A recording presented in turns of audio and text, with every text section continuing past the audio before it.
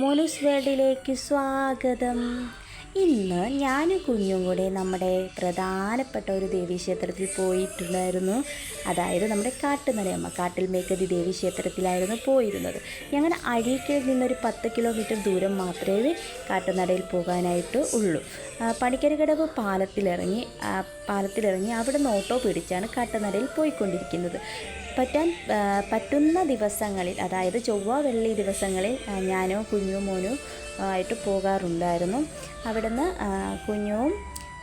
കുഞ്ഞുമായിട്ടായിരുന്നു ഇപ്രാവശ്യം പോയിരുന്നത്. മോനുവിന് എക്സാം ആയിരുന്നു. അവിടെ ചെന്നിട്ട് അവിടുത്തെ പ്രധാന നേർച്ചകളിലൊന്നാണ് മണി നേർച്ച. നമ്മൾ മണി എന്ന് പറഞ്ഞാൽ 7 പ്രാവശ്യം മണി കെട്ടി 8ാമത്തെ പ്രാവശ്യം പൊങ്കാല ഇടുകയാണ് ചെയ്യുന്നത്.